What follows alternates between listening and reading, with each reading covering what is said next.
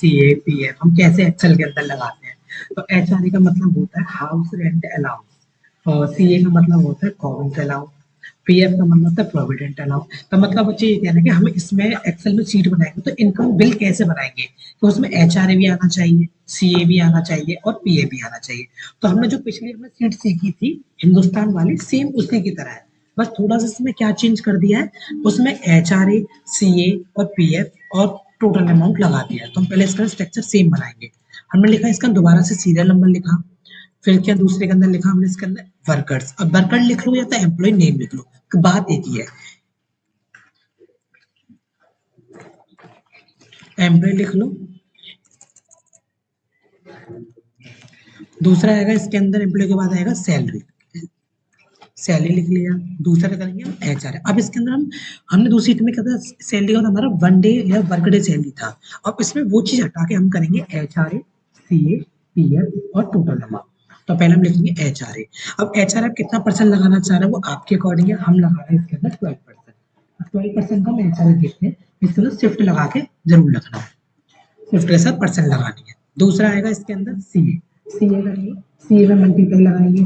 अब सी ए कितना लगा रहे हैं, सी ए भी अपने अकॉर्डिंग हम लगा रहे हैं 5%, तो हम लगाएंगे 5, शिफ्ट के साथ परसेंट दबाइए। दूसरा हम लगा रहे हैं इसके अंदर पी एफ, पी एफ भी सेम है, पी एफ लगाइए, पी एफ लिख लीजिए तो पी एफ फंड लिख लीजिए, पूरा नाम लिख लीजिए, वो आपके ऊपर डिपेंड। आप पी एफ कितना लगा रहे हैं, मल्टीप्लाई हमने पी एफ कर दिया है इसके अंदर 5%, 5 लगाइए या 6 लगाइए, वो आपके ऊपर मर्जी का कितना परसेंट लगाएंगे। अब आती है टोटल सैलरी की बारे में, पूरा हिसाब कितना बैठेगा, पूरा टोटल सैलरी निकालेंगे टोटल।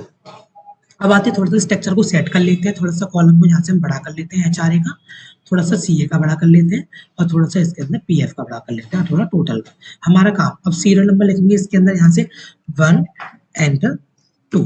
अब इनको एक साथ कैसे काउंटिंग पकड़ेंगे, तो माउस से दोनों को कर्सर को पकड़ लीजिए एक साथ, 1 और 2 को। जब 1 और 2 को पकड़ लीजिए या तो कंट्रोल दबा के खींच लीजिए, बस कंट्रोल दबा के हमने काउंटिंग कर दी 7 या 8 जितनी आप मर्जी चाहो, यहाँ पे क्लिक करके रखेंगे। ठीक है, काउंटिंग में खींच रहा हूँ पहले, ऐसा भी आता तो कंट्रोल को दबाए खींचिए, 1 पे क्लिक कर दीजिए, बस हमारी काउंटिंग आ गई है। अब इसके अंदर हम नेम लिखेंगे अपनी मर्जी, ऐसे हमने ओम लिखा, हम इसके अंदर एक देव लिख लिया या राज लिख लिया, तो आपके ऊपर नाम है, जो भी इसके अंदर नाम लिखना चाहो अपने हिसाब से हम नाम डाल सकते हो। हमें शॉर्ट फॉर्म में डाल देंगे ओ के एम या एन, जो भी डालो शॉर्ट फॉर्म।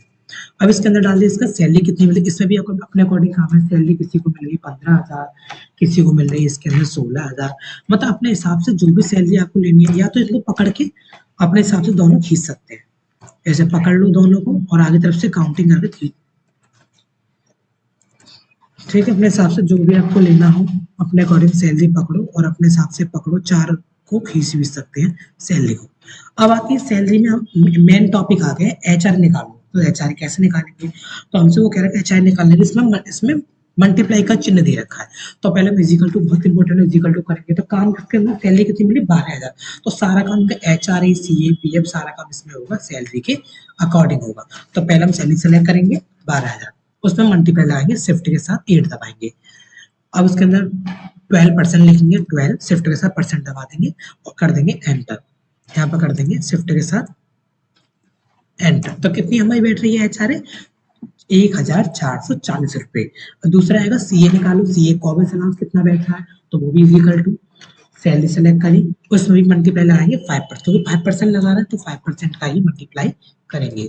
आपने अकॉर्डिंग आप जितने का लगाना चाहे उतने का मल्टीप्लाई का, उसमें आएगा सी आ गया 600।